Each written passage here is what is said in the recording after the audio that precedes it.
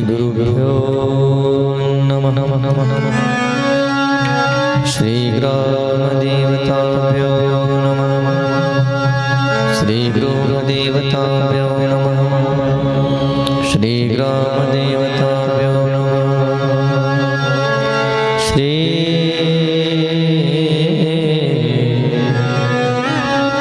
सकलदेवताभ्यो नमः।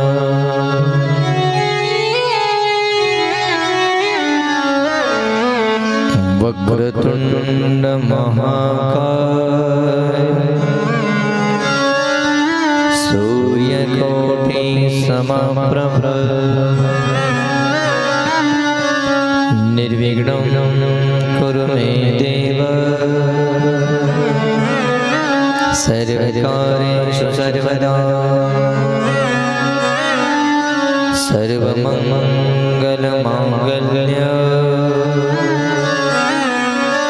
शिवे सर्वार्थसाधिके शरण्ये त्र्यम्बके गौरी नारायणी नमोस्तुते।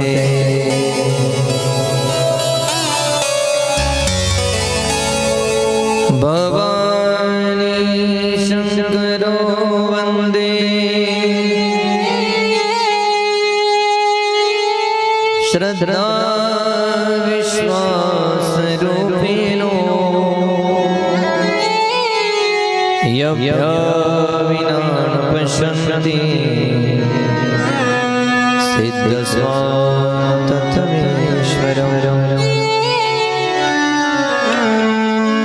वंदे बोधमयं नित्यं गुरुं शंकररूपिणो यमाश्रितो हिमरूपी चंद्र सर्वत्र वन्दते।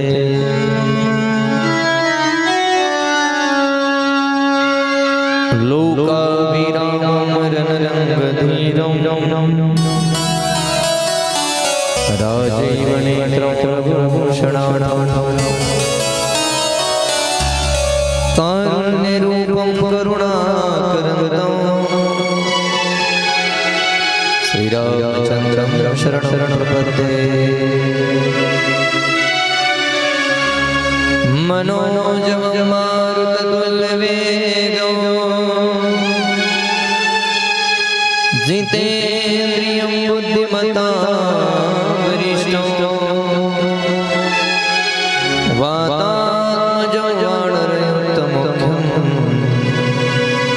श्रीरामदूतं शरणं प्रपद्ये।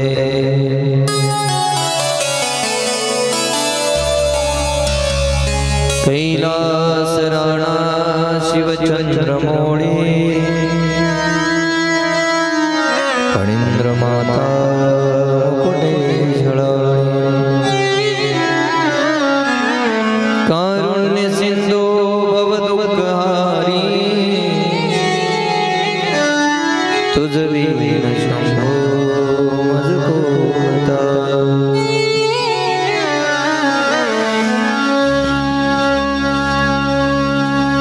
नागेंद्र हराय त्रिलोचनाय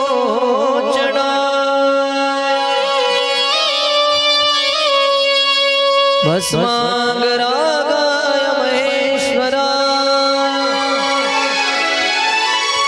नित्याय शुद्धाय दिगंबराय तस्मै नकाराय नमः शिवाय।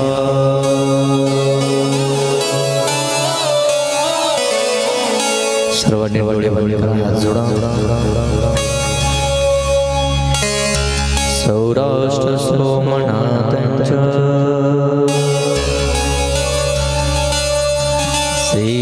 श्रीशैलमल्लिकार्जुन पूजनीय महाकाल ओंकारमलेश्वरं वैद्यनाथं दाकिन्यां भीमशंकरं सेतुबन्धे रामेशं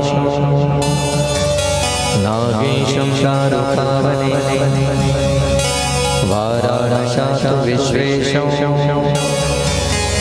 त्र्यम्बकं गौतमी तटे हिमालये तु केदारं कृष्णेशं च शिवालये एतानि ज्योतिर्लिङ्गानि सायं प्रातः पठेन्नरा सप्तजन्मकृतं पापं स्मरणेन विनश्यति स्मरणेन विनश्यति स्मरणेन विनश्यति नमः पार्वतीपतये शिव हर हर महादेव।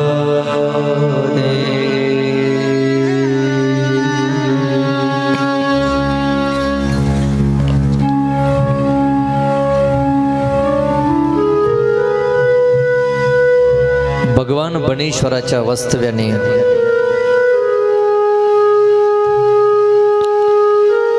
पुढीत असणार हे गाव अर्थात बनसारोळा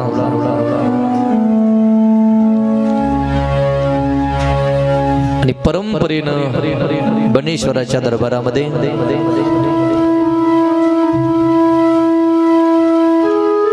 भव्य दिव्य स्वरूपाचा नाम सप्ताह संपन्न होतो।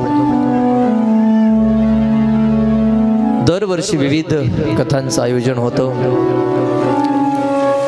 वार्षिक नियमाला अनुसरून याही वर्षी या भव्य दिव्य सप्ताहामध्ये दैनंदिन कार्यक्रम वेळेत होत असताना दुपारच्या सत्रामध्ये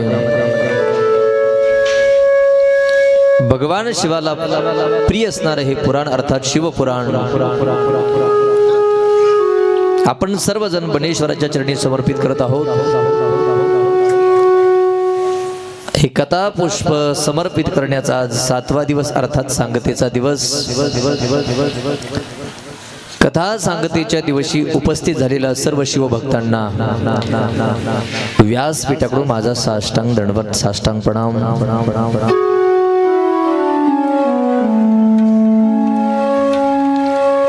पहिल्या दिवसापासून आजपर्यंत उपस्थित राहणाऱ्या सर्व शिवभक्तांना खूप खूप धन्यवाद देईल, सर्वांचे आभार मानेल। तो का वक्ता तो वक्ता नो हे श्रोते नवी नवे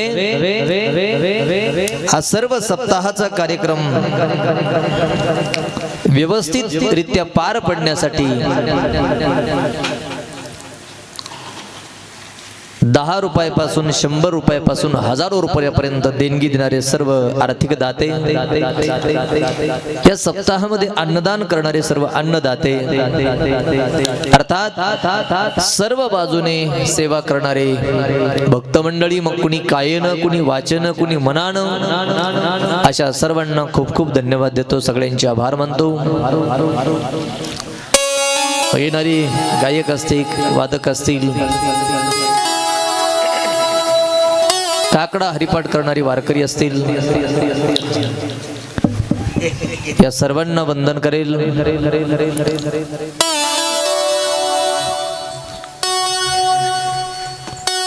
माझ्या या कथेला आपल्या समोर जे संगीताची साथ करतायत महाराष्ट्रातील सुप्रसिद्ध गायक कथाकार आदरणीय आमचे पांडुरंग महाराज, महाराष्ट्रातील थोर असे तबला रत्न माझे जिवलग मित्र आदरणीय आकाश महाराज,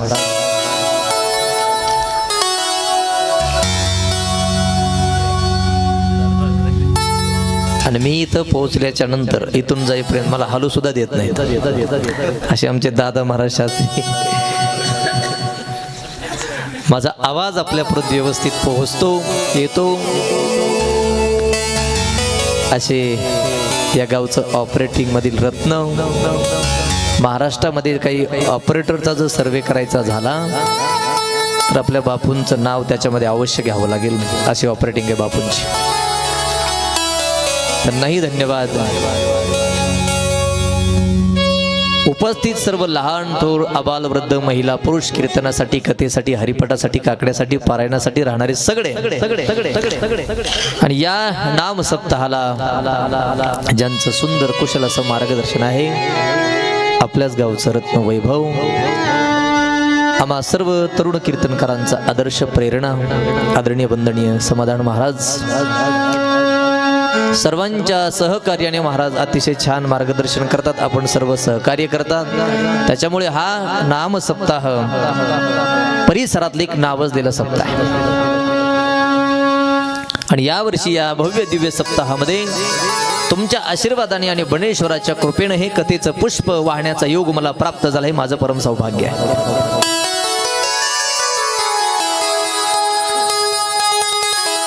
मी समारोप करताना तर बोलणारच आहे, पण आज सांगतेचा दिवस आहे तरी सुरुवातीला एकदा माझा भाव व्यक्त करतो. या 7 दिवसामध्ये कथा करत असताना असं असतंय, मनुष्य बुद्धीच्या ठिकाणी 6 प्रकारचे दोष सांगितलेत. अन्न, वस्त्र, पाणी, भूमी, स्वतः, आई वडील. एका तरी दोषातून एखादी चूक होऊ शकते. जर झाली असेल तर ती चूक आपण सर्वांनी पदरात घ्या. एखाद्या शब्दाने कोणाचं अंतःकरण दुखलं असेल तर त्यानंही आई वडिलाचं गुरुचं संताचं हृदयकडून मला क्षमा करा, नव्हे कराल अशी अपेक्षा इच्छा व्यक्त करतो. तुम्हाला ज्ञान सांगावं एवढा अधिकार लायकी योग्यता पात्रता नाही नव्हती नसावी माझ्याकडे, पण तुम्ही एक मला वक्ता समजून समोर बसण्याची संधी दिली आणि मी ते बसून करणे तैसी केली कटकट वाकडे का नीट देव जाणे. असो नसो भाव आलो तुझी आठाया कृपा दृष्टी पाहे मजकडे पंढरी राया. या न्यायाने ही कथा आपल्या समोर गायली. ती गोड करून घ्या नव्हे घ्याल अशी इच्छा व्यक्त करतो. बनेश्वराकडे प्रार्थना करतो. परत उपस्थितांना खूप खूप धन्यवाद, सर्वांचे आभार. आणि आता ही सांगतेचं कथा पुष्प आपण बनेश्वराच्या चरणी समर्पित करण्याचा प्रयत्न करू.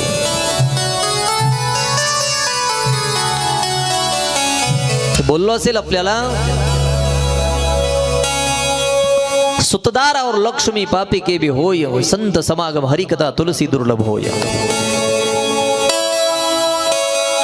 पैसा, पद, प्रतिष्ठा, मान सन्मान वाईट माणसाच्या नशिबात सुद्धा असतं हे. पण जीवनामध्ये कथा ऐकायला मिळणं, संतांची संगती होणं, वारकऱ्याची सेवा घडणं, भजन करणं याला पुण्य असावं लागतं. प्रथमतः आपल्या सगळ्यांचं एक मोठं पुण्य किंवा सगळ्यात मोठं भाग्य, आपण या भारत देशामध्ये जन्माला आलो. का जगाच्या पाठीवर अनेक प्रकारचे देश आहेत, पण ऐका, आपण ज्या देशामध्ये राहतो हा देश सगळ्या देशात पवित्र देश आहे. जगाचं मंदिर म्हणजे भारत आहे, लक्षात ठेवा. जहाँ डाल डाल पर सोने की चिड़िया करती है बसेरा, ओ भारत देश है मेरा, ओ भारत देश है मेरा.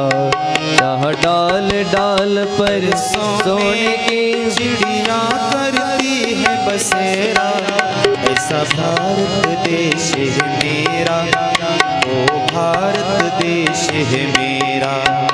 है भारत वो जहाँ ऋषि मुनि जपते हरि नाम की माला. हरि ओम हरि ओम हरि ओम हरि ओम. हे भारत है जहाँ ऋषि मुनि जपते प्रभु नाम की माला. हरि ओम हरि ओम हरि ओम हरि ओम. जहाँ हर बालक और राधा एक बाला, राधा एक बाला. जहाँ सूरज सबसे पहले आकर डाले अपना फेरा, ऐसा भारत देश है मेरा, ओ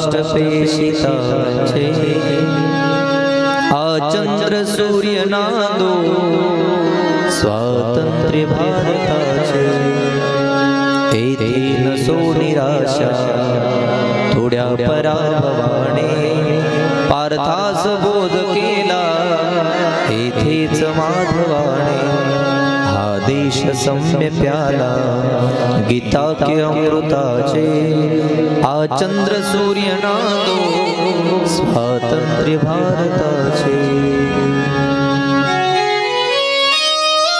म्हणून सगळ्या देशात पवित्र देश भारत, आपण त्याचे रहिवासी, आपलं भाग्य आहे. काय या देशामध्ये किती वर्णन करावं, कमीच आहे. मेरा मुल्क मेरा देश मेरा ये वतन शांति का उन्नति का प्यार का चमन. मेरा देश मेरा मुल्क मेरा ये वतन शांति का प्यार उन्नति का प्यार का चमन. इसके वास्ते निसार है मेरा मेरा ऐ वतन ऐ वतन ऐ वतन जान जान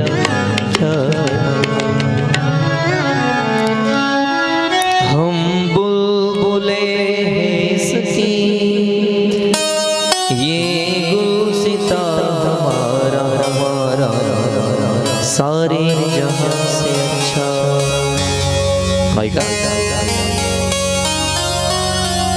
आपल्या सर्वांचं भाग्य आपण या भारतामध्ये जन्माला आलो, त्याच्यापेक्षा दुसरं भाग्य महाराष्ट्रामध्ये जन्माला आलो, आणि त्याच्यापेक्षा तिसरं भाग्य साधू संतांच्या नंतर जन्माला आलो. मग साधू संतांनी आम्हाला नियम घालून दिले. तुम्हाला स्वर्गाला जायचं असेल तर काय करावं लागेल, वैकुंठाला जायचं असेल तर काय करावं लागेल, कैलासाला जायचं असेल तर काय करावं लागेल, काहीच नाही केलं तर तुम्ही कुठे जाल, हे सगळं मार्गदर्शन केलंय. आणि म्हणून आपण ज्या पुराणाचं श्रवण करत आहोत, हे भगवान शंकराला प्रिय असणारं पुराण अर्थात शिवतीर्थ, पवित्र नैमिषारण्यामध्ये सूत ऋषी शौनकांना एकामागून एक पवित्र कथा सांगतायत. आणि सांगत असताना त्यावेळेस सूत ऋषींना काही लोकांनी प्रश्न केला होता. महाराज, एक कथा झाली की दुसरी कथा, दुसरी कथा झाली की तिसरी कथा, तिसरी कथा झाली की चौथी कथा, एक पुराण झालं की दुसरं पुराण. एक सांगा बरं, वर्षानुवर्ष या कथा ऐकून तुमचे लोक बोर होत नाही तर तुमच्या लोकांना कंटाळीत नाही घ्यायचं. मला वाटतंय भगवंताच्या कथेचा कीर्तनाचा लोकांना कंटाळा आला असता तर गावामध्ये सप्ताह एकदा झाला असता, पुन्हा करायची गरजच नव्हती. वर्षानुवर्ष कथा होतात, कीर्तन होतात, का लोकांना याचा कंटाळा येत. तर सुतांनी त्यांना सांगितलं, आमच्या लोकांना भगवंताच्या कथेचा आणि कीर्तनाचा कंटाळा तेव्हा येईल जेव्हा माशाला पाण्याचा कंटाळा येईल. माशाला पाण्याचा कंटाळा येणं शक्य नाही. पाणी हे माशाचं जीवन आहे, तसं भगवंताची कथा आमचं जीवन आहे, कीर्तन आमचं जीवन आहे.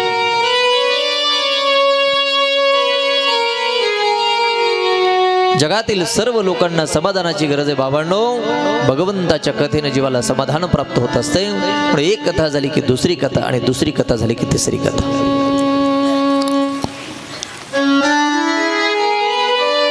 88,000 शौनक समोर बसलेत आणि कथा ऐकतायत. याचं महात्म्य ऐकलं, लिंगाचं पूजन कसं करावं, भगवान शिवजींचा प्रपंच कसा होता, त्याच्यानंतर 2 पुत्राची उत्पत्ती, त्यांच्या काही लीला, अशा अनेक कथा वर्णन केल्या. आणि सूत ऋषी शौनकांना सांगतायत, बाबांनो, विश्वामध्ये 2 देव जास्त महत्वाचे. ज्यानं ही सृष्टी ब्रह्मदेवापासून उत्पन्न केली, पालन पोषण केलं तो विष्णू, आणि जो या सृष्टीचा संहार करतो तो भगवान शंकर. तीन गोष्टी लक्षात ठेवा तुम्ही सगळेजण. 24 तास काळावर झोपतो त्याला विष्णू म्हणायचंय. काळावर झोपतो तो विष्णू, काळाच्या माथ्यावर नाचतो तो भगवान कृष्ण, आणि काळाला 24 तास गळ्यामध्ये घालून फिरतो तो भगवान शंकर. सर्प म्हणजे काळ आहे, लक्षात ठेवा, काळ आहे. दंश जर झाला आणि शक्यतो हॉस्पिटल जर यायला उशीर झाला तर माणूस जिवंत राहू शकत नाही. सर्प म्हणजे काळ आहे. काळाला 24 तास गळ्यामध्ये घालून फिरतो त्याला भगवान शंकर म्हणतात. आणि जगातल्या सगळ्या लोकांना सगळ्यात जास्त भीती कशाची वाटते तर काळाची वाटते.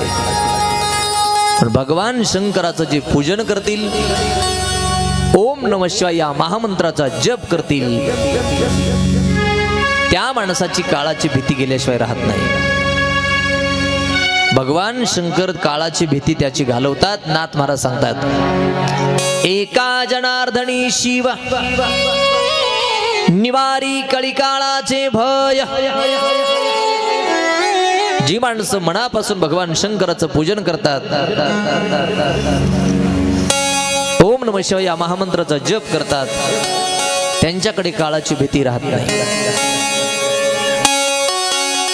का? भगवान शंकर काळाला 24 तास गळ्यामध्ये घालून फिरतात.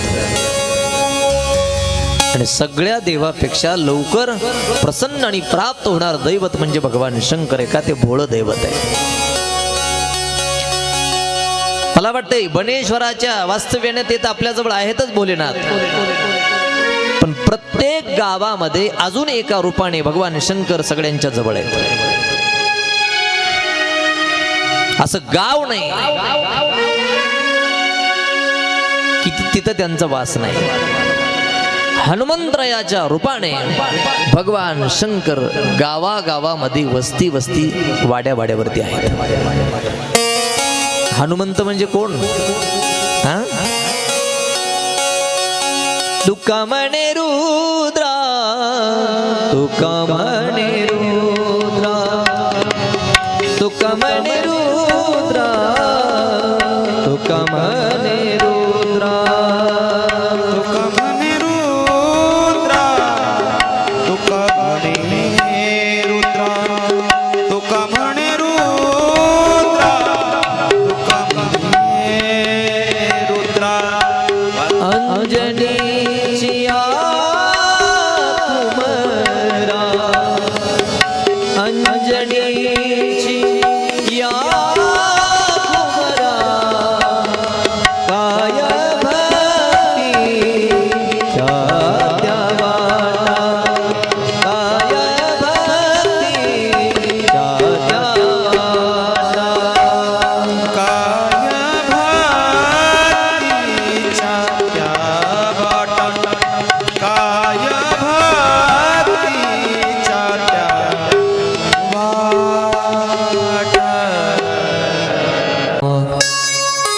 ज्ञानेश्वरीमध्ये माऊली वर्णन करतात, ध्वजस्तंभावरी वानरू तो मूर्तिमंत शंकरू, सारथी शारंगधरू अर्जुनेसी. हनुमंतरायामध्ये साक्षात भगवान शंकराचा अवतार आहे.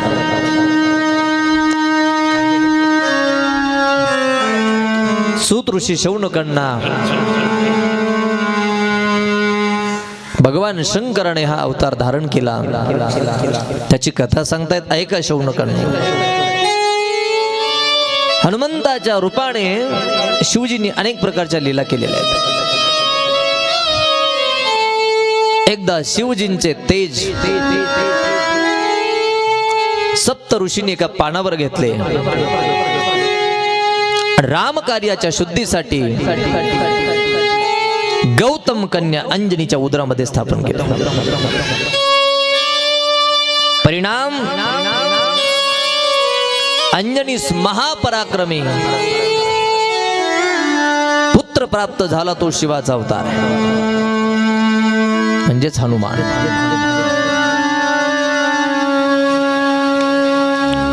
हनुमंताने म्हणजे शिवाने जन्माला आल्याबरोबर उड्डाण केलं. असं सांगतायत सूर्यबिंब हे फळ समजून गिळून टाकलं. मग सर्व देवांनी प्रार्थना केल्याच्या नंतर त्या सूर्यबिंबाला बाहेर काढलं. मग पुढे अंजनीच्या आज्ञेने सूर्याकडून अनेक प्रकारच्या विद्येचं ग्रहण केलं आणि त्या अंजनी मातेने नंतर त्या हनुमंताला सुग्रीवाकडे स्वाधीन केलं. मग पुढे या शिवजीने हनुमंताच्या रूपामध्ये अनेक प्रकारचे पराक्रम केले. सीतेचा शोध केला, लंकेचं दहन केलं, सेतुबंधनाला मोठं सहकार्य केलं.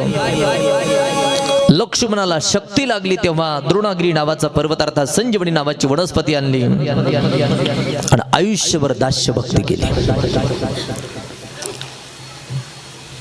ही शिवजींची लीला आहे हनुमंताच्या रूपाने, लक्षात ठेवा. आणि सगळ्यात उच्च टोक जर कुठलं असेल त्यांच्या जीवनातलं तर आयुष्यभर केलेली दास्य भक्ती. शास्त्राने भक्तीचे 9 प्रकार सांगितले. श्रवणम, कीर्तनम, विष्णु स्मरणम, पादसेवनम, अर्चनम, वंदनम, दास्यम, सख्य, आत्मनिवेदन. 9 प्रकारच्या भक्तीपैकी दास्य नावाची भक्ती शिवजींनी हनुमंताच्या रूपात केली. आणि म्हणून तर दास्यत्व निकट हनुमंते पै केले, म्हणून देखील रामचरण. लक्षात ठेवा सगळेजण, माणूस म्हणून आपण जन्माला आलोय ना, जीवनामध्ये एक तरी भक्ती असली पाहिजे, एक तरी भक्ती असली पाहिजे. श्रवण तरी भक्ती असली पाहिजे, कीर्तन तरी भक्ती असली पाहिजे, स्मरण ही भक्ती असली पाहिजे, वंदन ही भक्ती असली पाहिजे, अर्थात दास्य ही भक्ती असली पाहिजे. आपल्या जीवनामध्ये भक्ती असणं गरजेचं आहे. भक्ती शिवाय असलेलं जीवन अर्थशून्य. भक्ती विना जिने जळो लाजीरवाणे.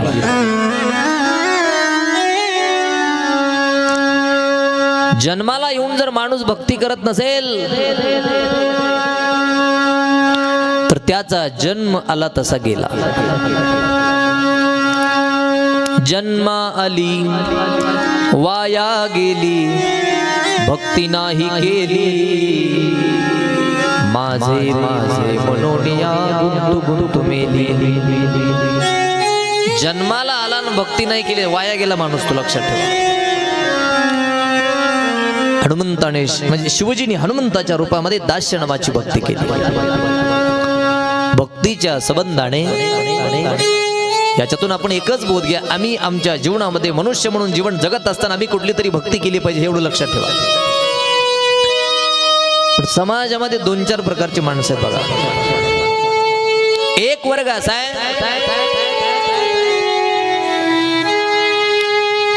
तो संसारही करत नाही आणि भक्ती करत. कशाला जन्माला त्यालाच माहित. दुसरा वर्ग असा आहे तो फक्त आणि फक्त संसार करतो. तिसरा वर्ग असा आहे भक्तीही करतो आणि संसारही करतो. आणि चौथा वर्ग असा आहे तो फक्त आणि फक्त भगवंताची भक्ती करतो. लक्षात ठेवा. ज्यानं त्यानं विचार करायचा आपण कुठल्या वर्गात बसतोय.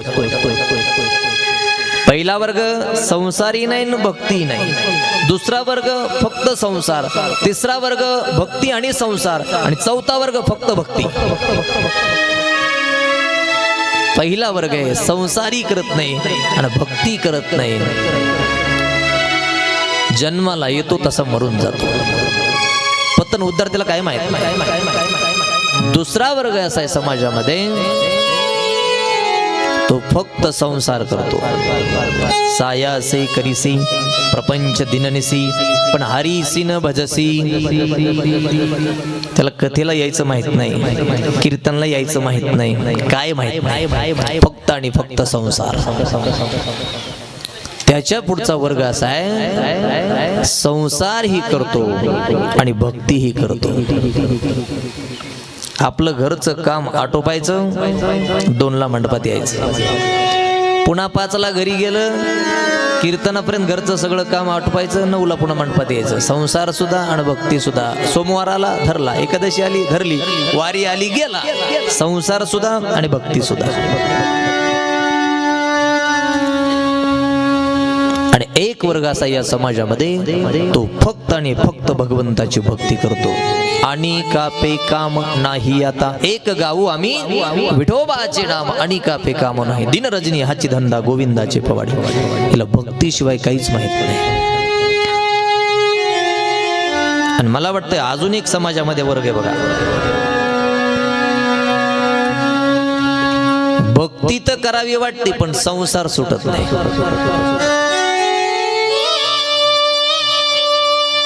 भक्ती करू का पोट भरू सांगा मी काय करू.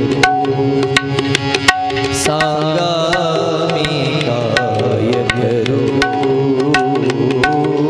सांगा काय करू. भक्ती करू का पोट भरू. भक्ती करू का पोट भरू. सांगा मी काय करू.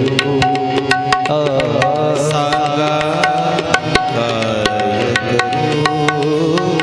भक्ती म्हणे तू चाल पुढे संसार तो इकडे बोला.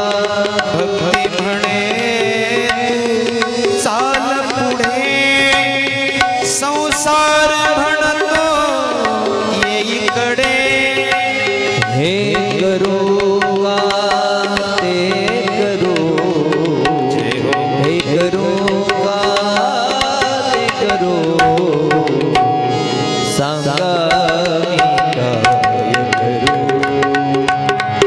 सांगा मी काय करू. करू सांगा मी काय करू. भक्ती करू का पोट भरू. भक्ती करू का पोट भरू. सांगा मी काय करू. सांगा काय करू. सांगा काय करू. शिवजींच्या 1000 नामाचा पाठ आरंभ करायला सुरुवात केली.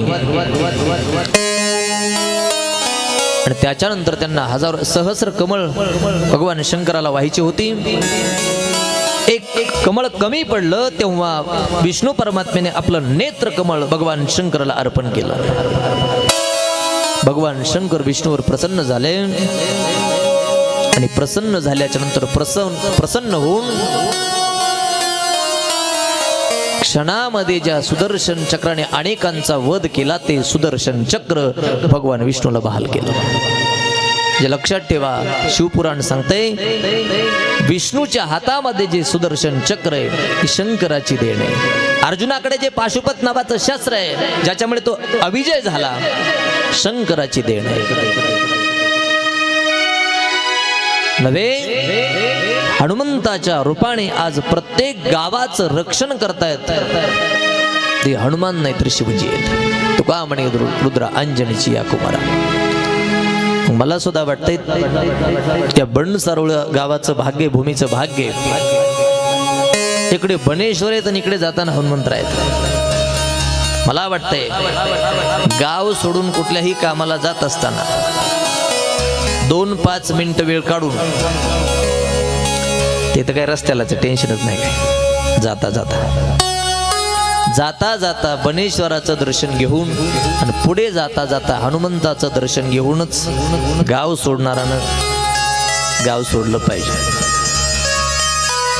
जाऊदे, मी विचारतोच तुम्हाला, नियमानं बनेश्वराचं दर्शन घेणारे कोण कोण हात वर करा. चला, रोज नाही का हाणून घ्यावा तुमच्या पुढे आता.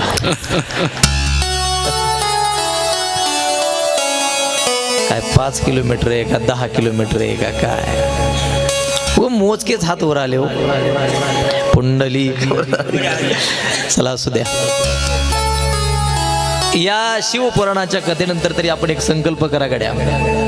महाराज सकाळचे 5 मिनिट 10 मिनिट वेळ काढून आम्ही रोज एकदा बनेश्वराचं दर्शन घेतल्याशिवाय राहणार नाही. रोज सकाळी हो किंवा संध्याकाळी हो घेतलंच पाहिजे महाराज. एवढं पवित्र ग्रामदैव जर आपल्या गावामध्ये असेल आणि तुम्ही जर मनाला येईन तेव्हा दर्शन घेत असाल तर काय म्हणावं तुम्हाला. हरकत नाही. आता तरी पुढे हाच उपदेश नका करू ना अशा आयुष्यात. मागे झाले पाहू नका. आतापर्यंत घेतलं नाही घेतलं मी तुम्हाला सांगतोय ऐका. घ्याच असा माझा काही हट्ट नाही. पण जे मला वाटलं मनात आलं जे माझ्या पोटातलं ओठात आलं ते मी तुम्हाला बोललोय. ठरवलं रोजच आम्ही बनेश्वराचं दर्शन घ्यायचं. किती वेळ जाईल सांगा बरं. पुन्हा म्हणायचे माणसं तुम्हाला काय मरा वेळ नाही आम्हाला. बघा तुमचं तुम्ही 5-10 मिनिटं वेळ जाऊ द्या गडा. पण दर्शन घ्यायचा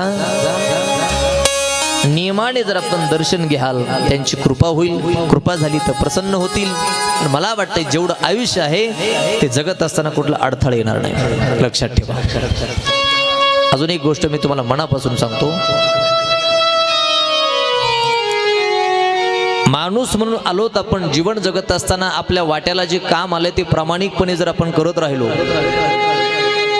आणि वेळातला वेळ थोडा वेळ काढून जर आपण भगवंताचं पूजन भगवंताचं भजन केलं, कसलंही संकट येऊ द्या तो देव त्याच्यातून सही सलामत बाहेर काढतो. मला याचा अनुभव आहे. मी याचा अनुभव तुम्हाला सांगतोय माझा.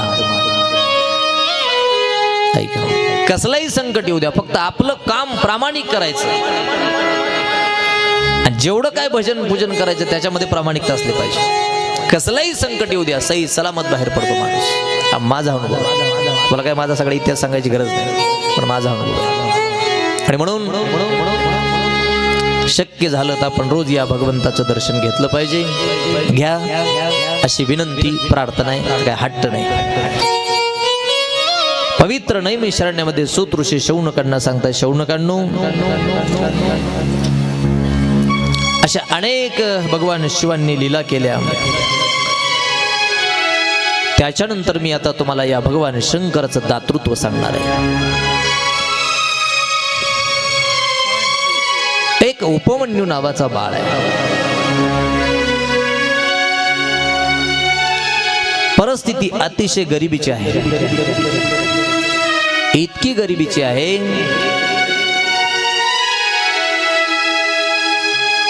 एकदाही त्याच्या जीवनामध्ये त्याला चांगलं दूध प्यायला भेटलं नाही. त्याच्या आईने पाण्यामध्ये पीठ कालवायचं आणि त्याला प्यायला द्यायचं. त्याला दूध समजून तो दूध प्यायचा.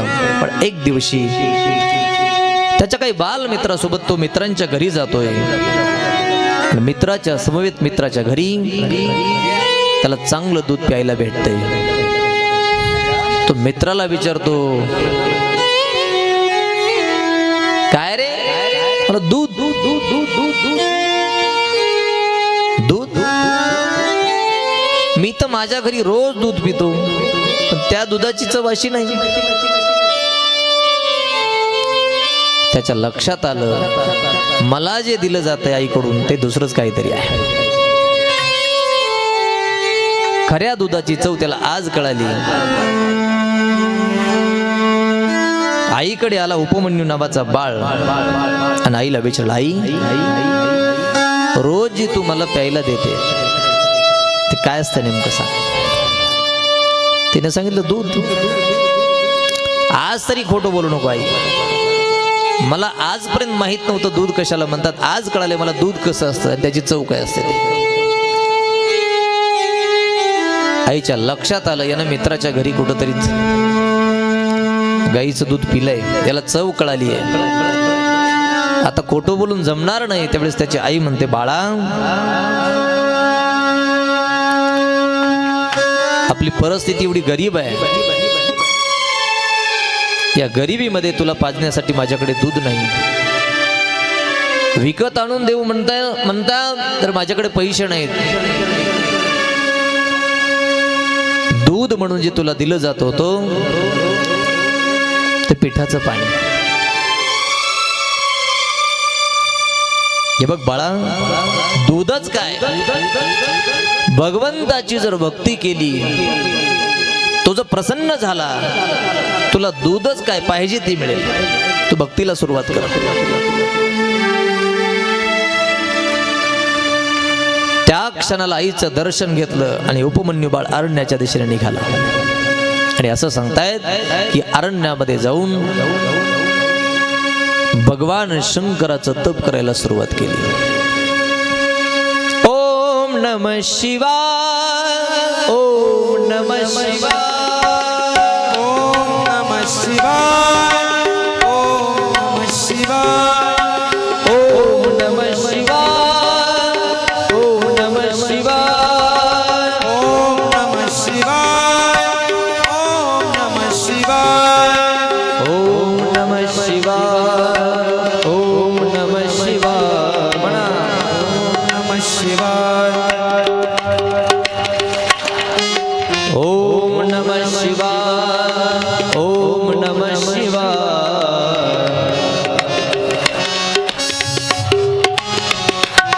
हरि ओम नमः शिवाय, ओम नमः शिवाय. वाह. हरि ओम नमः शिवाय, ओम नमः शिवाय.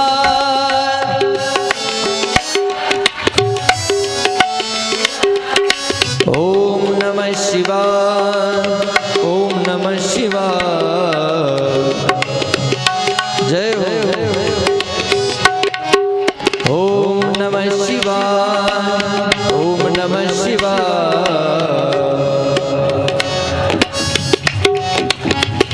हरि हरि ओम नमः शिवाय, ओम नमः शिवाय.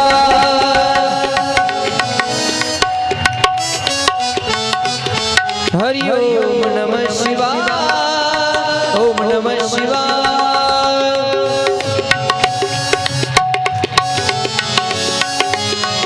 नमः पार्वती पते शिव हर हर महादेव.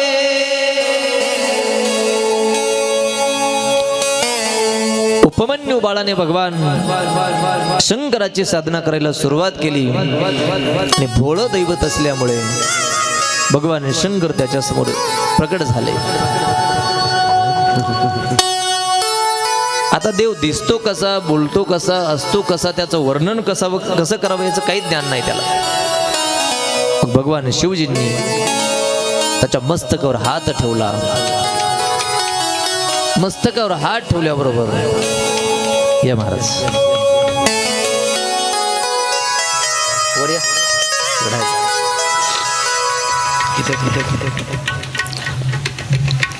आज आपल्या कथेसाठी आमचे जिवलग मित्र भागवताचार्य, रामायणाचार्य, संत कथा प्रवक्ते बरोबर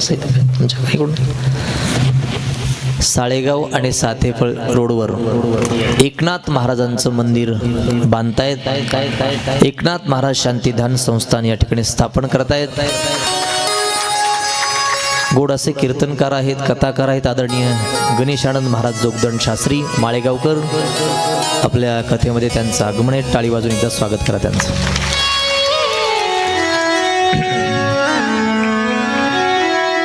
भगवान शंकर प्रसन्न झाले.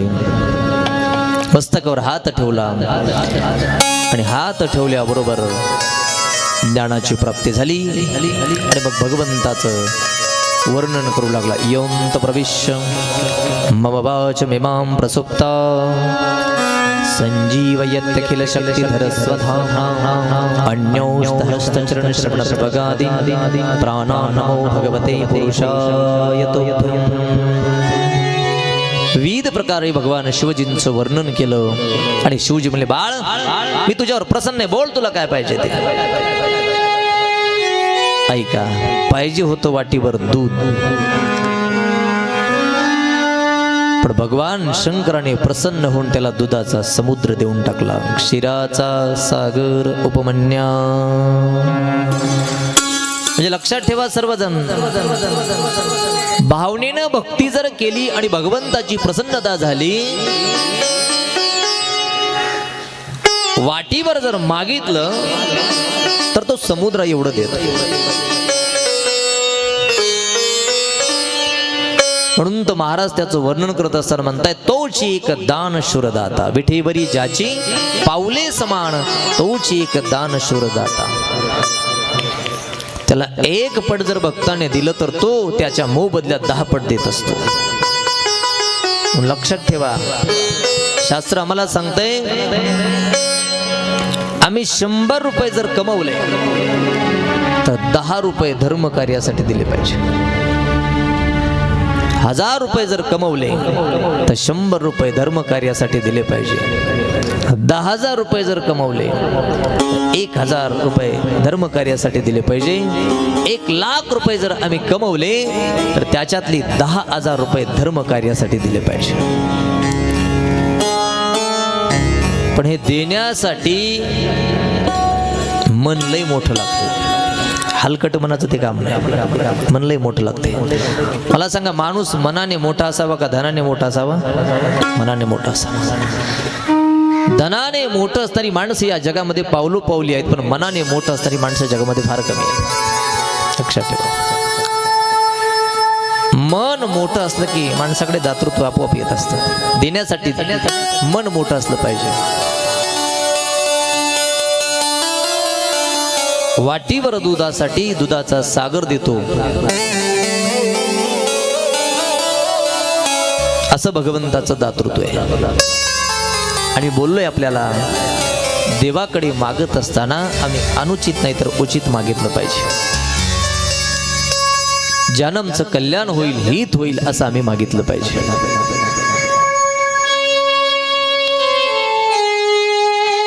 बघा, आपण जर एखाद्या वेळेस भगवंताची भक्ती केली आणि भगवंत जर प्रसन्न झाले, कोणी शिव आराधना करा, विष्णूची भक्ती करा, रामचंद्र प्रभूंची अर्थात कुठल्याही कृष्णाची, दत्ताची, कुणाचीही भक्ती करा आणि भगवंत जर प्रसन्न झाले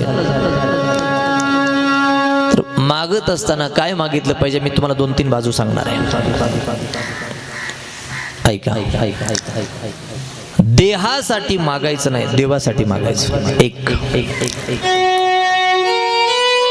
स्वतःच्या स्वार्थासाठी न मागता जगासाठी मागायचं. 2 आणि संसारिक मागणी न मागता पारमार्थिक मागणी मागायची. 3 एक देहाकरता न मागता देवाकरता मागा, संसाराकरता न मागता परमार्थाकरता मागा आणि स्वार्थाकरता न मागता कधीतरी जगासाठी मागा. थोडं याचा विस्तार करतो. अरे छोटं बाळ भगवंताची भक्ती करते, जे पाहिजे ते मागून घेते, पण मागताना सुद्धा काय मागावं हे आपल्याला कळालं पाहिजे. याच्याकरता मी सांगतोय, पहिला प्रकार आहे देहाकरता न मागता देवाकरता मागा. देहाकरता का मागायचं नाही तर नीट ऐका, जे टिकणार नाही त्याच्यासाठी मागून उपयोग नाही.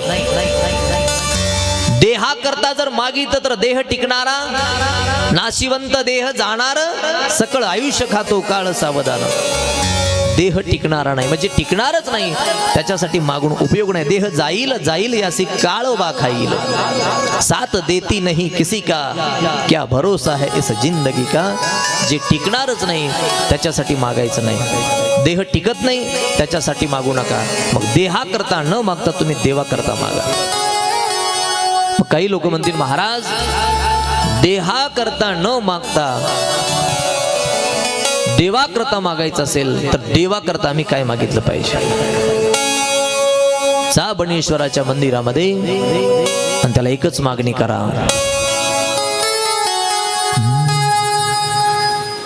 तुझा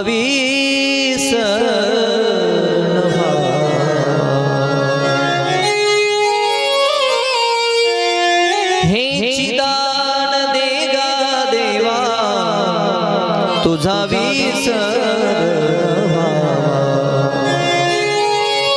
देवाला म्हणा, विनंती आमची, प्रार्थना आहे, मागणी तुला, आम्हाला तुझा विसर पडू नये. आणि त्याच्याबरोबर अजून एक मागणी करा तुम्ही सगळेजण बनेश्वराला, त्याला म्हणाव जसा आम्हाला तुझा विसर पडू नये तसं तुला सुद्धा आमचा विसर पडू नये. लक्षात ठेवा सगळेजण, ज्या दिवशी देव आपल्याला विसरला त्या दिवशी आपल्या घरासमोर गर्दी होणार, त्या दिवशी आपला कार्यक्रम संपला. लक्षात ठेवा, देवाच्या आठवणीत आहोत तोपर्यंत आपलं व्यवस्थित आहे. देव विसरला आपला कार्यक्रम संपला. त्याला पहिली मागणी करायची आम्हाला तुझा विसर पडू नये, आणि त्याला दुसरी मागणी करायची तुला सुद्धा आमचा विसर पडू नये. विसरतो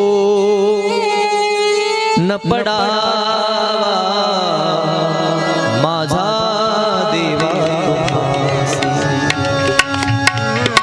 शेवटची विनवणी संत जणी परिसावी. विसरतो न पडावा माझा देवा तुम्हासी. लक्षात ठेवा, आज सांगतेच्या कथेतून एवढ्या दोन गोष्टी तुम्ही सगळ्यांनी लक्षात ठेवा. पहिलं मागायचं आम्हाला तुझा विसर पडू नये, आणि दुसरं मागायचं तुला सुद्धा आमचा विसर पडू नये. याच्याकरता मी 2 मिनिट तुम्हाला रामायणामध्ये घेऊन जातो. वयाच्या 82 वर्षापर्यंत शबरीने भक्ती केली. राम आले तिच्या घरी आणि जाताना म्हणले काय पाहिजे बोल. तर शबरीची मागणी, देवा वयाच्या 82 वर्षापर्यंत मी तुम्हाला विसरले नाही, तुम्ही मला विसरू नका, विसरू नको श्रीरामा मला. लक्षात ठेवा सगळेजण, बनेश्वराला पहिली मागणी करायची आम्हाला तुझा विसर पडू नये, आणि दुसरी मागणी करायची तुला सुद्धा आमचा विसर पडू नये. ही मागणी देवा करताय. लक्षात ठेवा, देहा करता मागितलं तर ते वाईट आहे, देवा करता मागितलं तर ते चांगलं आहे. दुसरा प्रकार लक्षात ठेवा, संसाराकरता जर मागितलं तर ते वाईट आहे, आणि परमार्थाकरता मागितलं तर ते चांगलं आहे. संसाराकरता मागणं वाईट का, तर नीट आहे का, सगळ्या संतांनी संसार खोटा म्हणून सांगितलं. लटिका व्यवहार सर्व हा, म्हणजे खोट आहे त्याच्यासाठी मागणं उपयोगाचं नाही. फलकट तो संसार येते सार भगवंत. संसार खोटा आहे. ज्या संसारानं आतापर्यंत कुणाला समाधान दिलं नाही, वर्तमानामध्ये समाधान देत नाही, आणि भविष्य काळात संसार कुणाला समाधान देणार नाही. नाही आधी अंती अवसान इरती मायके दुःखाची जनती. लक्षात ठेवा, संसार खोटा आहे त्याच्यासाठी मागणं वाईट आहे. संसारा करता न मागता परमार्था करता मागा. काय मागा, चित्ती तुझे पाय डोळा रूपाचे द्या. देवा चित्तामध्ये तुझे पाय असू दे, डोळ्याला तुझ्या रूपाचं ध्यान लागू दे, आणि वाणीला तुझ्या भजनाची सवय असू दे, हे मागा. आता तिसरा प्रकार आहे, फक्त स्वतःसाठी मागत जाऊ नका, कधीतरी दुसऱ्यासाठी मागत जा. फक्त स्वतःच्या स्वार्थासाठी मागितलं तर ते वाईट आहे, अनुचित आहे. दुसऱ्यासाठी जगासाठी मागितलं तर ते उचित आहे, चांगलं आहे. तुम्ही संतांचे चरित्र वाचा, संत अगोदर जगासाठी मागतात आणि नंतर मग स्वतःचा विचार. तसं तर नाहीच, पण जगाचाच विचार आहे. नामा म्हणे तया असावे कल्याण, ज्या मुखे निधान पांडुरंगे. नामदेव महाराज म्हणतात, देवा तुला जर द्यायचंच असेल तर हे दे, ज्याच्या ज्याच्या मुखात तुझं नाव आहे त्याचं कल्याण कर. मग तो कुठल्या जातीचा असो, धर्माचा असो, पंथाचा असो, संप्रदायाचा असो, तुझं नाव घेतो का, मग त्याचं कल्याण कर, हे मला दे.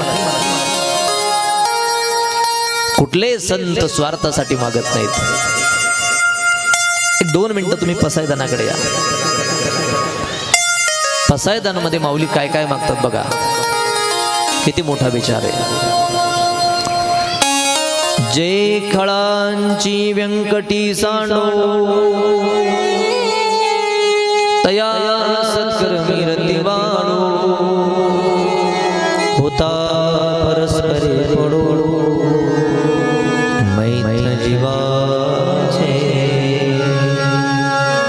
माऊली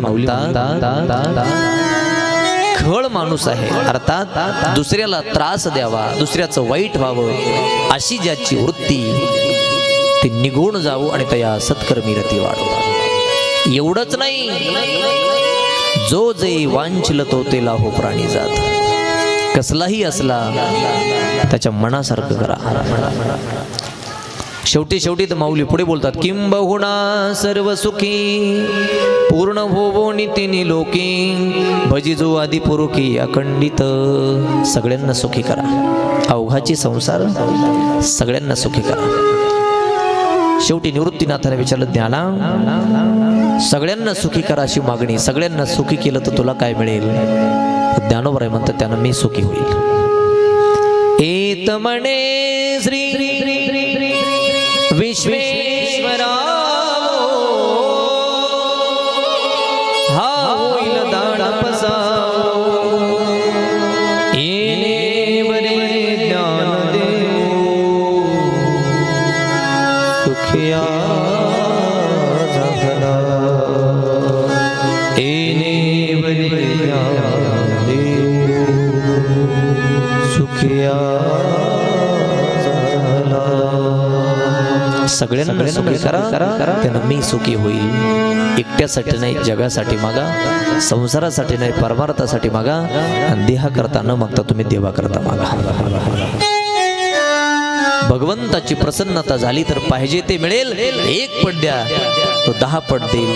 वाटीभर दुधाची अपेक्षा होती, दुधाचा समुद्र भेटला. पाहे शंभूची प्रसन्नता.